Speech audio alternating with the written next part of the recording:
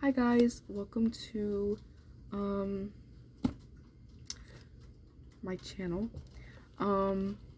Today I'm going to be reading Dancers of the Dawn. I don't know how to pronounce this author's name, so that's the author. I've never read this book before, but I saw it at my Richland library. And I thought the cover was pretty cute, and I read this part, and I thought it was a very nice book that we could read. So we're gonna read chapters 1 and maybe 2, depending on what happens in the book. So let's begin reading.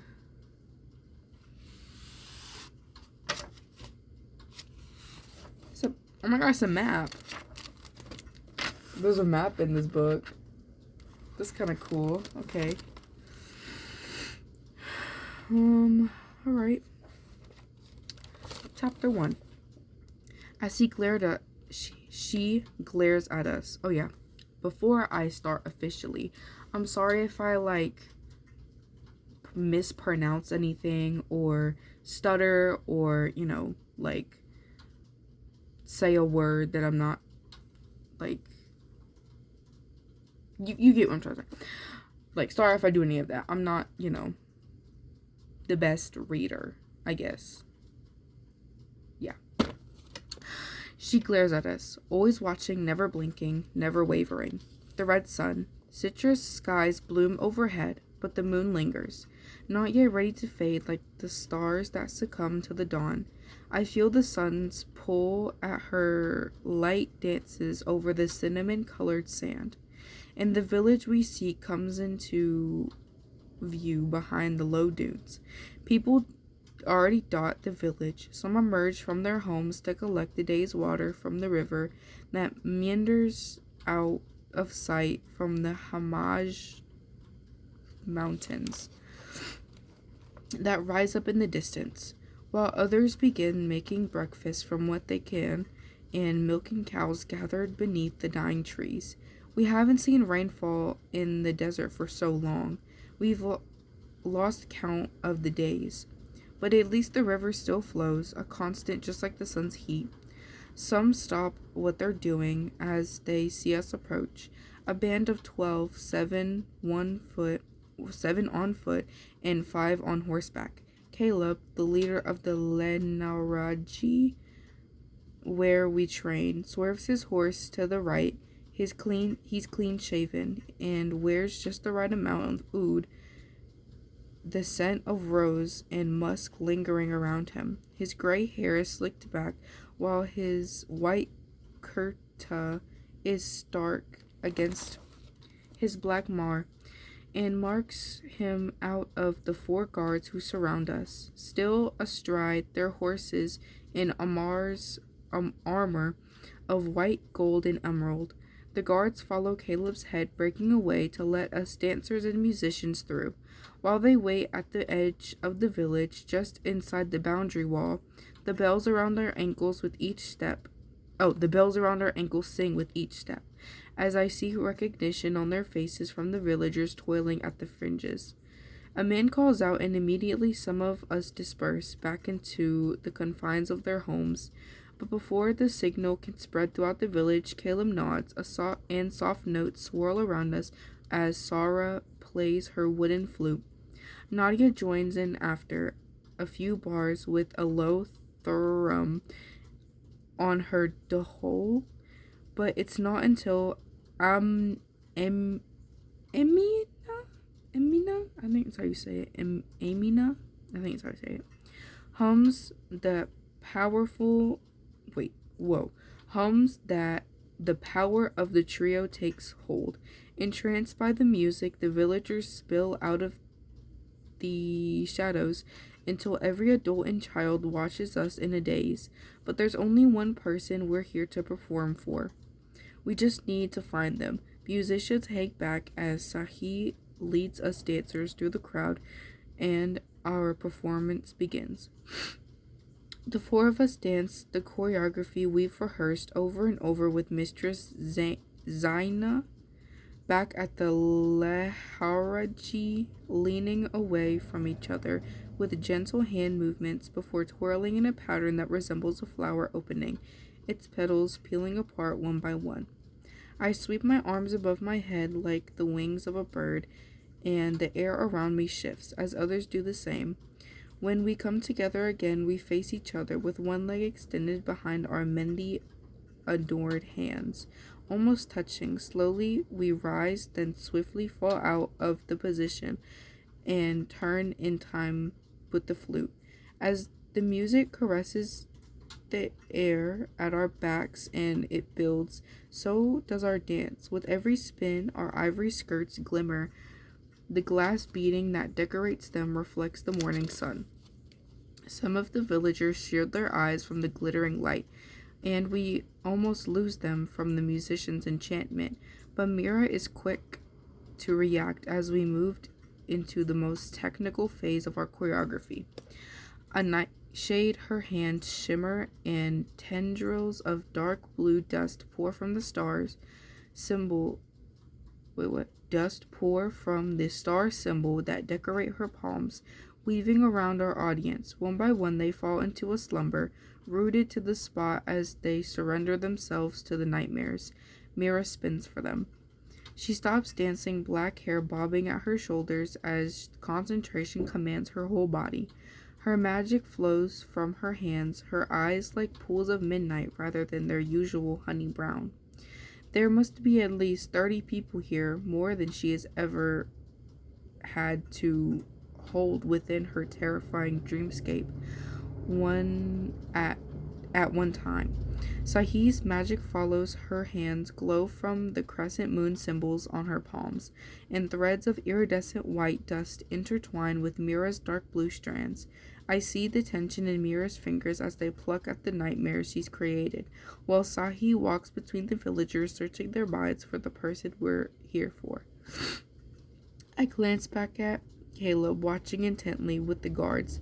He catches my eye, the gold ring around his little finger glinting as he gives his signal to Dana and me. We continue to dance through the villages towards Sahi, who paused as she reaches a small outbuilding draped in the smell of liquor that's smuggled from overseas. Sahi's long plait swishes at her back as she turns to the rest of us, her amber eyes glossy, a milky white, and gestures to Mira to release her magic from the man frozen in the doorway. Mira does so slowly, one hand calling back her nightmare to reawaken him, the other still holding the rest of the villagers in her terrible dreams. The man blinks amused as the trance he was under slips away. "Who are you?" he says groggily. "I think you already know," Sahi replies. "In fact, I know you do." He looks unsure, but sweat beads along his balding head and drips down his cheeks into his graying mustache. Realization dawns as he turns on his heel. But Dana has already broken from our duet, her hands shimmer with a green dust.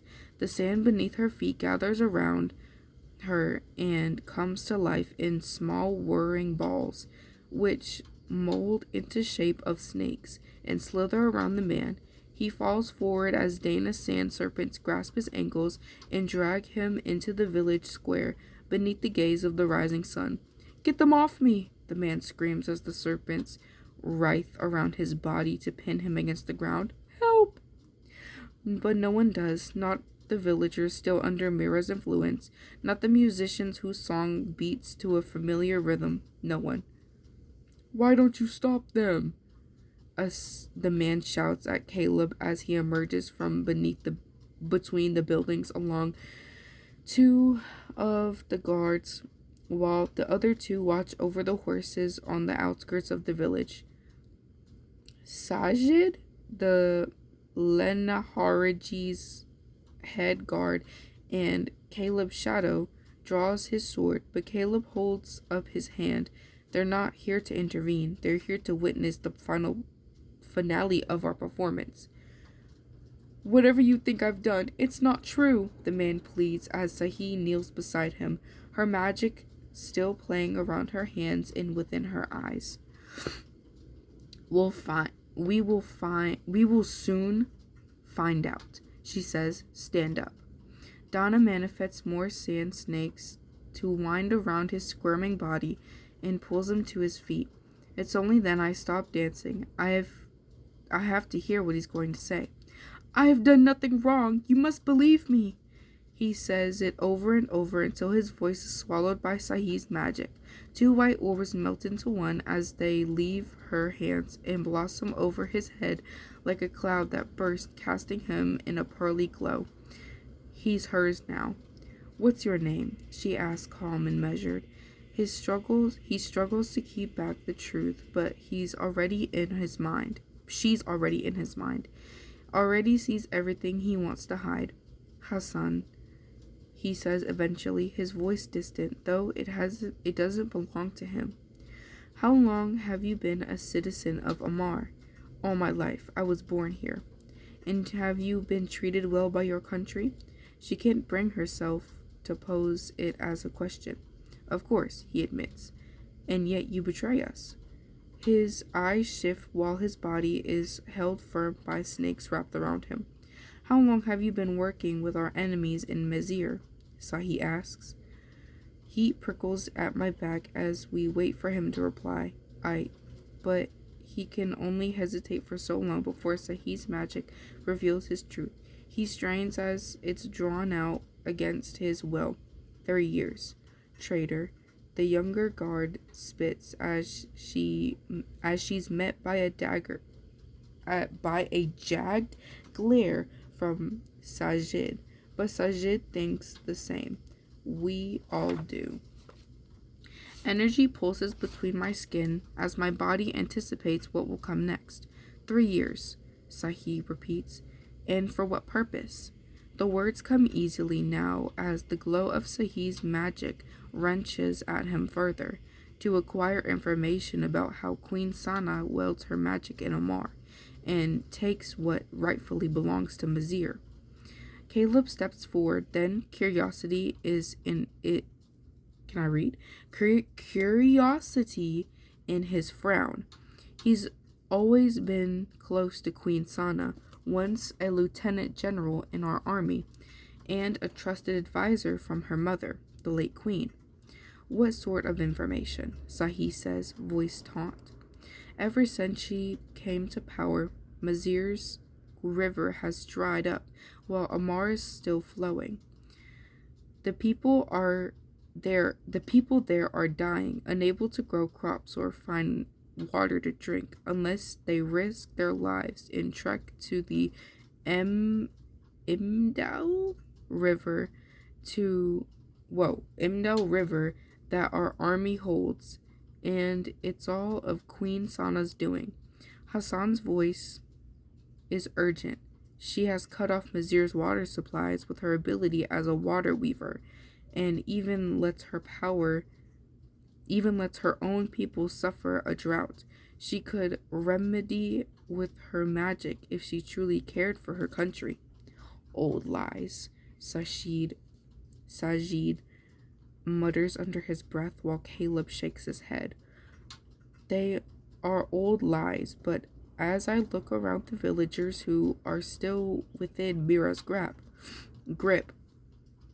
their features gaunt and their crops drenched with only sunlight, I can't help but wonder why Queen Sana doesn't end the drought. King Faisal will stand for it no longer, Hassan says. War will be brought to Amar. The musicians stop, suddenly their final notes mingling awkwardly with his words. Queen Sana has no heir. Mara and Mizir were once one country, and will be again under King Faisal's rule. Misery power will rise. A smile spreads across Hassan's face. Belief in his every word. Is that so? Caleb replies. Sajid laughs in disbelief. Mizir has only brought war to our land. They've never won. He would know, as would I. Caleb walks up to Hassan. Sahi keeps him within her charm, as does Donna, whose snakes continue to wind around his body. Mizir's king can spread his lies about our queen to turn his people against us. He can start another war like he's done in the past, but Amar will survive, as she always has. Caleb nods to Sahi, and her glow dissipates around the prisoner. You may take that final thought to your resting place, he whispers just loudly enough for those closest to hear.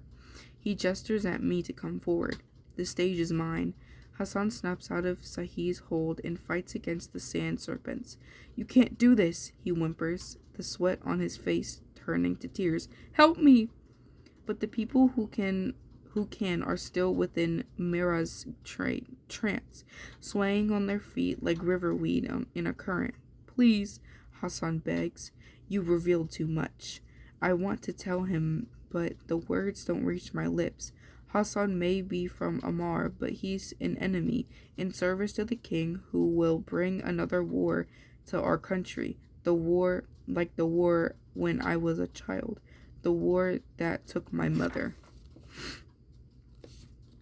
Asair, says Caleb. I step in time to Nadia's drum beats, twirling once, then twice. Fire surges through me, a tingle that starts deep within the branches through my body. As magic takes hold, I look to the peach-painted sky as I spin in front of Hassan, his shouts bouncing off me as balls of shimmering gold dust form in my hands. Kalian Bersi, I think that's what this is. For honor and the dawn, my words are whisper beneath Hassan's cries. I release my magic, and golden sparks burst across Hassan's chest, piercing his skin like tiny blades before erupting into flames. Dana's snakes disappear into the sand, and Hassan slumps forward. He rolls desperately in the desert. He's tainted with his deseate,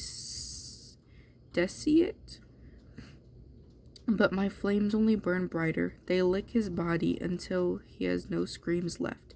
I catch Caleb's nod as my fire begins to fade, satisfaction in his eyes. You dancers did well today, he says, gazing at the four of us. Dancer, you should call me by my true name. I'm an executioner. Ooh, I think we should stop there for today. That was a lot to take in, and that's why I think we should stop.